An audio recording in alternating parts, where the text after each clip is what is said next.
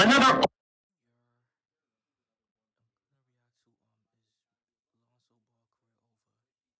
awful report about Lonzo Ball. He had a third surgery on his knee and could be out all of next year. But there are concerns about his ability to even resume his career. The problem is this surgery feels like a panic move. A report said the Bulls don't know why he still had pain. Zoe didn't even know why. So I guess they're like, let's just cut you open again. We have no indication this time it's gonna work. So does this mean Lonzo's career is suddenly over? Today's sponsor is So Rare. A bunch.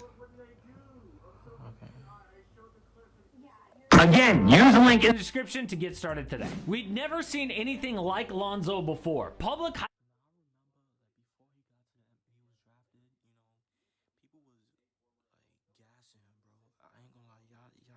Niggas was gassing, bro.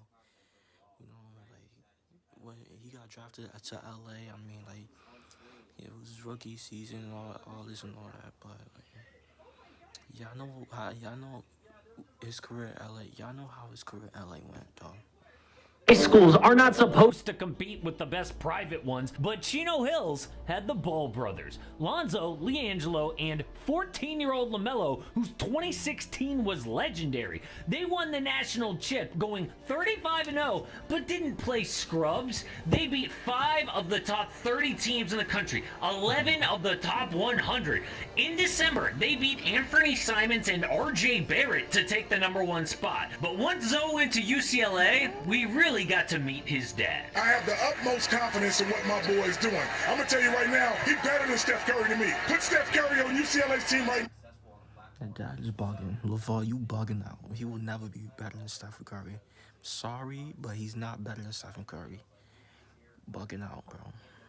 And put my boy on Golden State and watch what happens. LeVar trained his kids like they were pros from the time they were children. People called him the worst sports parent ever, but his son was drafted #2 overall. LaMelo is already an NBA All-Star. But that created high expectations entering the league, and it took Zoe years to fix his game.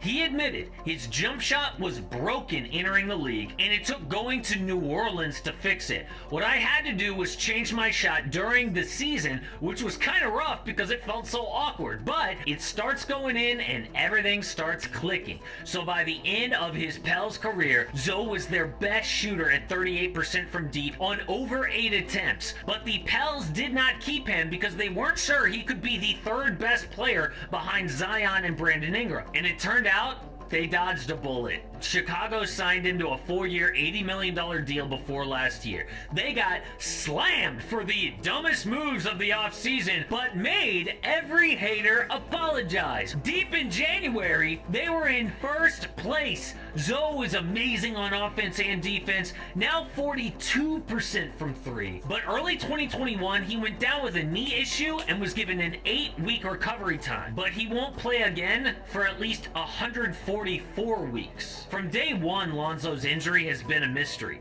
They said it was not responding to treatment, so he went into surgery. 5 weeks later, the Bulls put out a video of Zoe lifting weights and running, which LeVar criticized as being too soon. And sure enough, by April, they announced he would miss the season.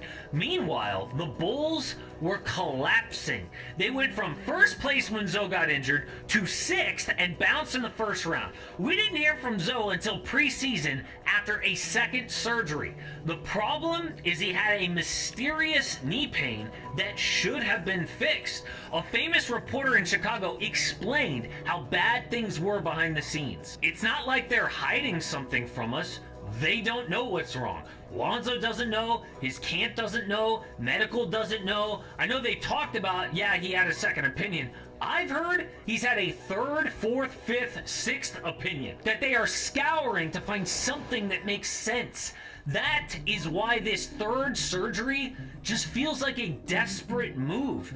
Unless we get news that some doctor has solved the mystery, it seems like a career ender. I hate to say that, but like, if there was positive news, they would have told us. And if Zoe is like Brandon Roy, we may never see him on the court again. Roy was so good. He won Rookie of the Year and was an All-Star by his 2nd season. Other players to do that are guys like LeBron, Luka, and Kyrie. Kobe called Roy the hardest player to guard in the West who had, quote, no weakness in his game. But in year 2, he had one of 6 knee surgeries. It got so bad. Damn, bro. I understand why he retired, bro. Roy had no meniscus in either knee and was playing bone on bone. That is the exact tissue that Lonzo's dealing with. And Lonzo might retire at a young age, bro. If this is true, Lonzo have to retire. I mean, at a young age, bro. Roy's 6th season, he retired, saying his knees had degenerated so much he lacked any cartilage between both knees. One reason is Roy pushed himself and put a ton of miles on his knees before even making the NBA. People are wondering, did LeVar's training style have the same effect on Lonzo? I mean, he's not the only guy to overtrain as a kid, because AAU culture has been huge for years. Old school players will all say, oh, specializing in one sport is bad. We all played multiple sports. Honestly, we will never know. People would love to blame this on LeVar, but my guess is injury-prone genetics have a lot to do with it. But the most popular video on YouTube for a while was, what happened to Andre Robertson? He was a beast for the Thunder in the playoffs, dropping 17 points, 12 boards, and great defense to take a 3-1 lead over Golden State in 2016.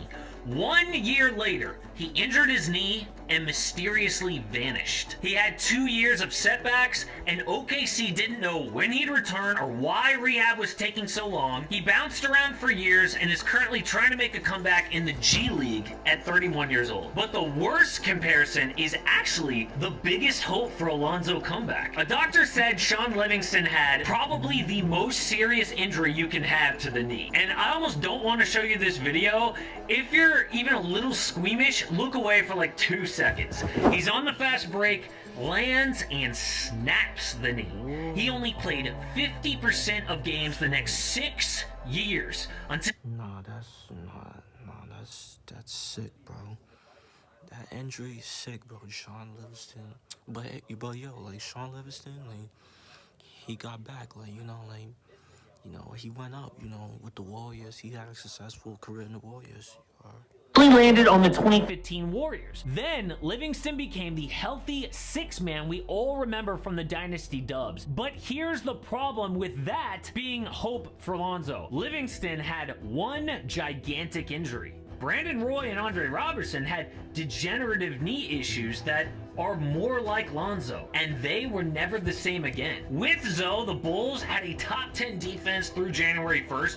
Without him, they dropped to 27th last year. Right now, they are in 12th place and could miss the play-in. It's gotten so bad, Zach LaVine trade rumors are popping up, and the team's future is in trouble. The big problem is not having cap space or draft picks to replace Lonzo. That was everyone's complaint when they had that last rebuild. They traded a ton of picks and spent a ton of money to get Nikola Vucevic and DeMar DeRozan. Now, they have to ride with Ayo Dosunmu and Patrick Beverley. But to get a quality point guard now, they would probably have to trade Zach LaVine or DeMar DeRozan. Vooch can be a free agent this summer. It was a gigantic mistake not to move him at the trade deadline. Now, he can just leave for nothing because it's not like a team's going to sign and trade for him when they know they could just get him for cap space. The good news is that Lonzo got paid before all of this happened, and he's going to make $100 million in his career through That's wavy.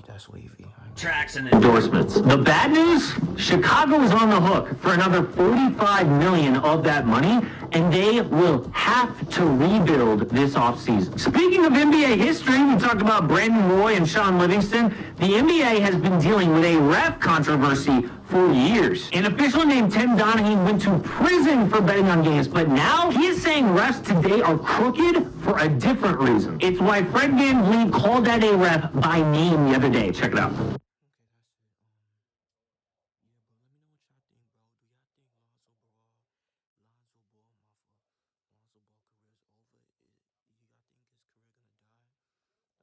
Son is still young and shit. He's still young. Like, he's like 25, 26. He's still young. Like, do y'all think his career's gonna die? Cause in my opinion, he got time, bro. Yeah, no, like, he's still young. He's 25 years old. He still got time, bro. He's in the prime right now. He's still in his prime. So let me know what y'all think. Make sure y'all like, comment, subscribe. Y'all know the vibes. Whoever you're checking out, you are.